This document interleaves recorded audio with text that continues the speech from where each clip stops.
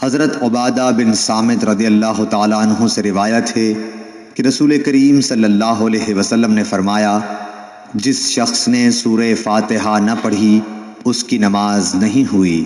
صحیح بخاری حدیث نمبر 756۔ حضرت ابو ہریرہ رضی اللہ تعالیٰ عنہ سے روایت ہے کہ رسول اللہ صلی اللہ علیہ وسلم مسجد میں تشریف لائے، اس کے بعد ایک اور شخص آیا، اس نے نماز پڑھی، پھر نبی کریم صلی اللہ علیہ وسلم کو سلام کیا۔ آپ نے سلام کا جواب دے کر فرمایا کہ واپس جا اور پھر نماز پڑھ، کیونکہ تو نے نماز نہیں پڑھی۔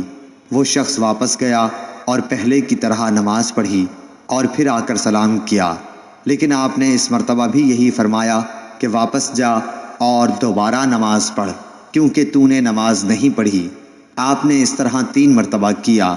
آخر اس شخص نے کہا کہ اس ذات کی قسم جس نے آپ کو حق کے ساتھ مبعوث کیا ہے، میں اس کے علاوہ اور کوئی اچھا طریقہ نہیں جانتا، اس لیے آپ مجھے نماز سکھا دیجئے۔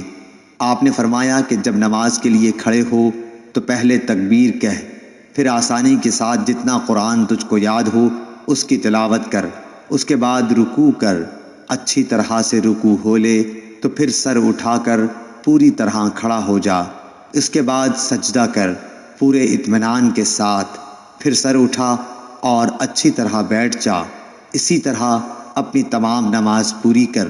صحیح بخاری حدیث نمبر 757۔ سعد بن ابی وقاص رضی اللہ تعالیٰ عنہ نے حضرت عمر رضی اللہ تعالیٰ عنہ سے کہا، میں ان کوفہ والوں کو نبی کریم صلی اللہ علیہ وسلم کی طرح نماز پڑھاتا تھا۔ ظہر اور عصر کی دونوں نمازیں کسی قسم کا نقص ان میں نہیں چھوڑتا تھا۔ پہلی 2 رکعتیں لمبی پڑھتا اور دوسری 2 رکعتیں ہلکی۔ تو حضرت عمر رضی اللہ تعالیٰ عنہ نے فرمایا کہ مجھ کو تم سے امید بھی یہی تھی۔ صحیح بخاری حدیث نمبر 758۔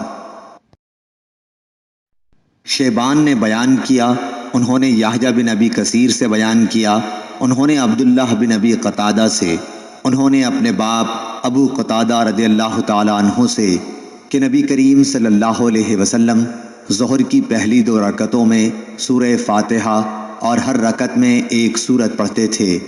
ان میں لمبی قرأت کرتے تھے، لیکن آخری 2 رکعتیں ہلکی پڑھاتے تھے۔